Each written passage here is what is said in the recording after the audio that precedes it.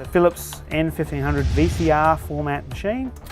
It weighs a ton. It was released in 1972 and it was the first commercially successful VCR format released, and it cost as much as probably a small to medium sized car. They call us tape heads, a nostalgic breed of video hoarders. Join me as I take a look at some of the most insane collections. Search the wild for that next rare find. And bask in the glory of VHS.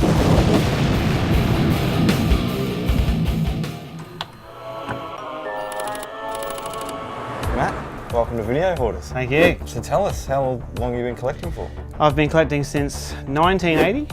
Didn't really get going until 91, and then it just went boom. 300 tapes, 400 tapes, 1,000 tapes, and now probably, I don't know, two and a half, something like that, around there somewhere. Yeah, it's just been a hell of a trip. It's been a lot of fun, been to a lot of places, hunting tapes in Queensland and Victoria and other places. Anywhere and everywhere there was a video store or an op shop. It's been great fun. Are you still actively collecting? As far as VHS and Beta goes, I've been in retirement for probably about 3 years. I'm pretty much devoted to Laserdisc these days. Yeah, right. Beta and Laser are my two favourites. VHS is a very, very close, third. Yeah. This is the first ever Laserdisc release in 1978 on what was called then, which was DiscoVision. Beta to me is like, the tapes are cuter. They're so cute, those little things. Yeah. They don't seem to get tight. Like when you play a VHS, over time, even just sitting around, they can actually get very tight, and sometimes you'll put the tape in the machine, it'll snap. Yeah. Beta will never do that. My main pride and joy is this beautiful Sony SLHF 950. She still runs. She's got a couple of little issues, but what it's got is it's got a unique, what they call a skate load, and you can do that, and she opens up, and you can stick your tape in, and you push open close, and then it will load. And if you want to, when it's playing, you can do that, and you can sit there if you want to, and you can watch the reels turn. What's some of the stories you have, the hoards that you've got? Best hoard would be in 2002.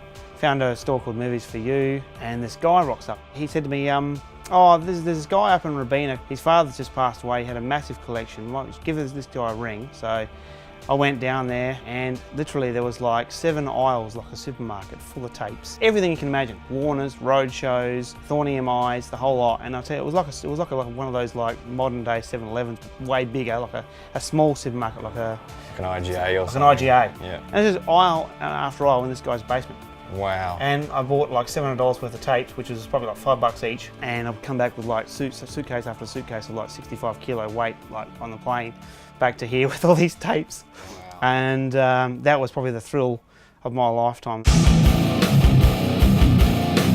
I was on a website called Digital Retribution, and it had a forum. There was a little thread on VHS, and this guy goes, I'm in Tasmania, I've got all these VHS tapes, X rentals, do you want them? I'll send them to you for the cost of postage. So I said, oh yeah, I've got to have this stuff. Sure, no worries, thank you. Lo and behold, week after week, there's a box, and a box, and a box, and there's like 8 boxes. And all they were was just very good condition, X-Rentals, and most of the best stuff are actually on this wall. Every time I opened a box, I almost had a heart attack, and I was sitting there going, I'm just in ecstasy, this is mental. I couldn't believe the quality of these tapes. And this guy's just given them to me and just said, oh, you pay the postage. Wow. I was like, I mean, if I had to buy them now, you'd be up for thousands. Oh, thousands of dollars. Yeah. And this is the world's first front-loading VCR of any format, and it still works. The heads are worn, completely out, but I use it as a rewinder. Now, of course, down here we've got retro video gaming gear, all your different consoles. Then, of course, we come to my favourite label, the Roadshow Collection. I think there was about 250 that were actually released in the first set. And I've got about 125, 126, something around out there somewhere.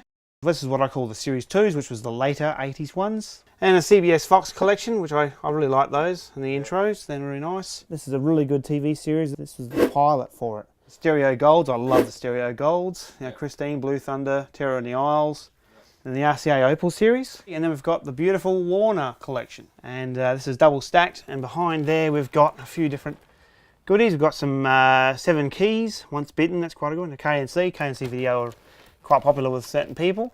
The video classics and the premieres, and some VCLs down here. I love Palace as well, with explosives and everything else. We've got The Wraith, which is a cool film. I love that one. It's a great film, really cool cover. Going from 1980 through to now, I mean, it's been a crazy, very exciting thrill ride, really. Yeah. Seeing the progression and how long VHS has actually lasted.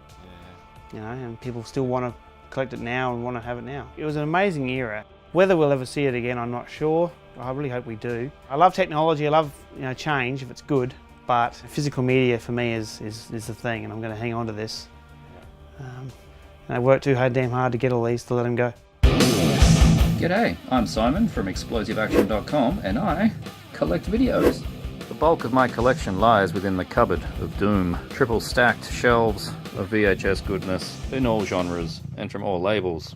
Well, definitely one of my favourite films on videotape is Deadly Prey. David A. Pryor's best action film, and the best action film ever made, guaranteed. My favourites, all on the VHS carousel. The best thing about this carousel is the satisfying squeak it makes when you turn it. Deadly Prey not good enough for you? How about RoboWar? I also enjoy the retro VHS, particularly Manborg. And something that sets me apart from other Australian video collectors is my fascination with Japanese VHS. They are simply amazing with the best art, the best transfers, and films you just can't get anywhere else.